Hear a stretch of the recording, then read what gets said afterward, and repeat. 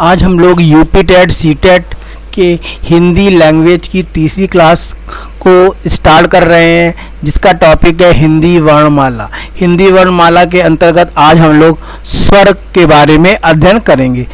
चलिए, सबसे पहले तो हम लोग समझेंगे हिंदी वर्णमाला में स्वर और व्यंजनों की संख्या और वर्णों की संख्या कितनी है।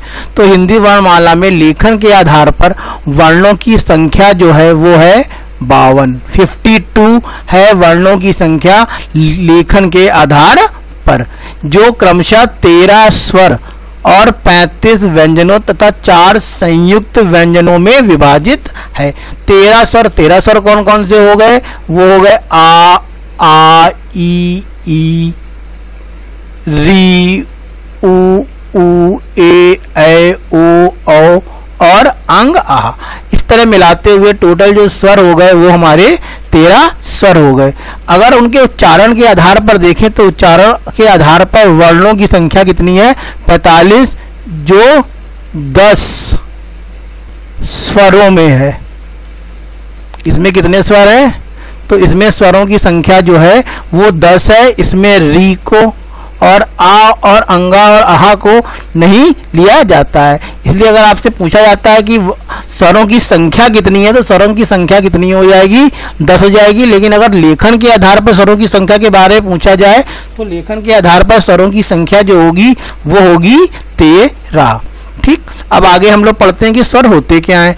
तो स्वर के बारे में कहा गया है कि जिनकी ध्वनि के उच्चारण में हवा बिना किसी रुकावट के निकलती है उन्हें कहा जाता है स्वर। तो इस तरीके से कहें कि स्वर कितने हो गए, तो स्वरों की संख्या हो गई हमारी 13। और स्वर क्या हो गए? ऐसे ध्वनियाँ जिनके उच्चारण में हवा बिना किसी रुकावट के निकलती है उन्हें स्वर कहा जाता है। अब देखिए स्वरों के प्रकार। तो स्वरों के प्रकार को देखिए तो स्वरों के मुख्यतः जो प्रकार है वो ये लिखे हुए हैं। ह्रस्व स्वर। ह्रस्व स्वर क्या होंगे? ह्रस्व स्वर वे स्वर होते हैं जिनके उच्चारण में सबसे कम समय लगता है, जैसे आ ई उ और री। इनके जो उच्चारण में, इनको अगर हम बोलते हैं तो इनमें जो समय लगता है बहुत ही कम लगता है। इसके बाद आते हैं हमारे दीर्घ स्वर।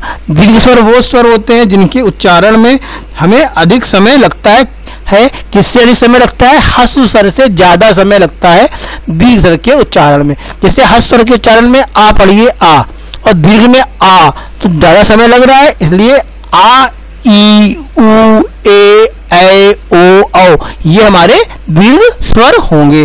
अब आते हैं री की बात। तो री जो है वो लिखने में तो स्वर है, लेकिन जब हम बोलते हैं तो हम उसको री पढ़ते हैं। जैसे ऋषि, ऋषि में ऋषि लिखेंगे, लेकिन जब हम पढ़ेंगे तो उसको पढ़ेंगे ऋषि। अब आते हैं आगे हम लोग अंहा पे। तो क्या है? ये एक अनुस्वार है और ये एक अनुनासिक व्यंजन है। अनुनासिक व्यंजन कौन से होते हैं? वे व्यंजन होते हैं जिनका उच्चारण नासिका के माध्यम से होता है और ये व्यंजनों में पंचाक्षर के रूप में भी युक्त होते हैं। अब आए आपके चंद्रबिंदु, जिसे अनुनासिक स्वर कहा जाता है।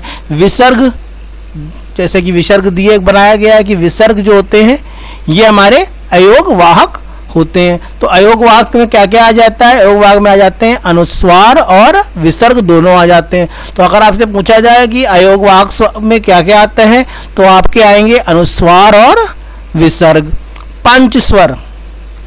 अब देखिए, पंच स्वर नहीं है कि सॉरी पश्च स्वर है। पश्च स्वर क्या होते हैं? कि जो जीवा होती है, ये अगर जीव है तो जीव के पिछले भाग से जो स्वरों की ध्वनियाँ उच्चारित होती हैं उन्हें पश्च स्वर कहते हैं। जैसे आ उ ओ और औ। अग्रस्वर क्या होते हैं? जो जीभ के आगे के भाग से जिनकी ध्वनियाँ उच्चारित होती हैं उन्हें अग्रस्वर कहा जाता है। जैसे हैं ई ए और ए, ये होते हैं हमारे अग्रस्वर। संवृत स्वर क्या होते हैं? देखिए, संवृत स्वर वे स्वर होते हैं जिनके उच्चारण में ओंठों को गोल होकर प्रयोग में लाया जाता है। जैसे उ ओ। इसमें क्या होगा कि जो ओंठ होंगे वो गोल हो जाएंगे। स्वरों को क्या बोला जाता है? संवृत स्वर। और तीसरे होते हैं अवरत स्वर। वे स्वर होते हैं जिनके लिए ओंठों को गोल नहीं किया जाता, वे होते हैं अवरत स्वर, जिन्हें कहा जाता है आ ई ए। तो ये हैं स्वरों के प्रकार। इसमें से आपके 2 क्वेश्चन निश्चित रूप से पूछे जाते हैं। तो ये हमारे बहुत ही इंपॉर्टेंट टॉपिक है यूपी टेट और सी टेट के परीक्षाओं के लिए। तो आज हमने पढ़ा अपना जो टॉपिक स्वर। कल हम लोग इसी टॉपिक को आगे बढ़ाते हुए व्यंजन को पढ़ेंगे।